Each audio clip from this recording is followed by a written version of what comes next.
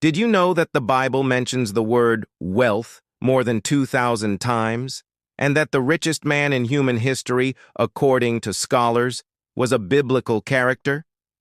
If you think the Bible only talks about spirituality and poverty, prepare to have your vision completely transformed.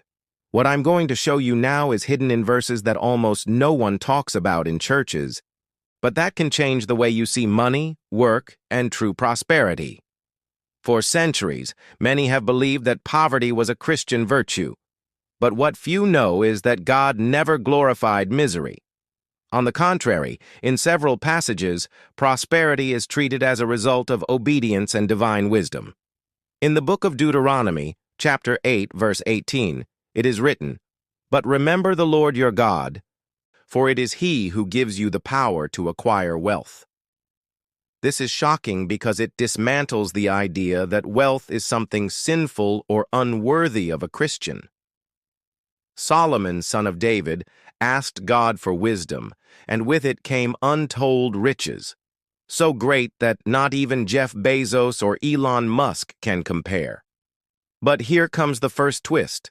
The prosperity taught in the Bible is not just material. It includes peace, health, healthy relationships, wisdom, and yes, financial resources as well. The difference is that while the world seeks wealth at any cost, the Bible teaches that true prosperity comes with principles like integrity, generosity, and diligence.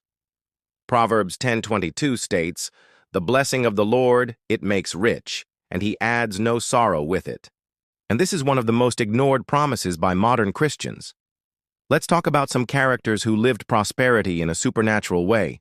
Abraham, for example, was called by God to leave his land. He obeyed and became extremely rich. Cattle, silver, and gold. This is not symbolic, it is literal.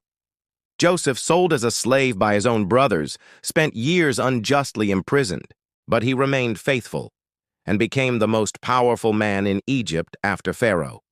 He ruled over riches that supplied entire nations. And the most impressive thing? None of these men sought wealth in itself. They sought God. And as a result, prosperity reached them. Here's something few people tell you. The Bible is full of practical guidelines for prospering. Here are a few examples. Work with excellence. Whatever you do, work at it with all your heart, as working for the Lord. Colossians 3:23, "Be generous, give, and it will be given to you." Luke 6:38, "Avoid debt. The rich rule over the poor. The borrower is slave to the lender." Proverbs 22:7, "Planning. Well-laid plans lead to abundance." Proverbs 21:5. If you apply just these 4 principles to your life, you'll already be way ahead of most people. But it's not all sunshine and roses. The Bible also has serious warnings about the love of money. 1 Timothy 6:10 says, "For the love of money is the root of all evil." Here's the secret. It's not money that's the problem, but the uncontrolled love for it. Jesus was clear.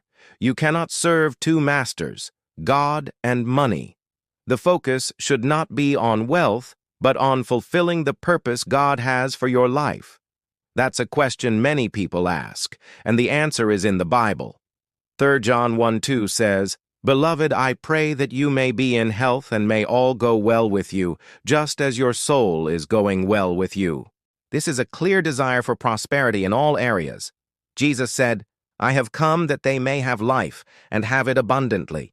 This includes peace, joy, purpose, and provision.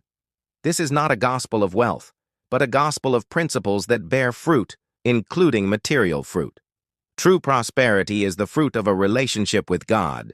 It is the result of living the values of the kingdom: justice, honesty, generosity, and love for others. God does not want you tied to scarcity. He wants you free to bless others. And for that, yes, He can prosper you.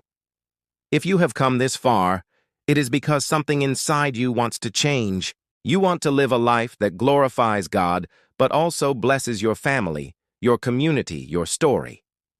Prosperity is not an end. It is a tool. And when placed in the right hands, it transforms the world around you. May God prosper you with wisdom, purpose, and love.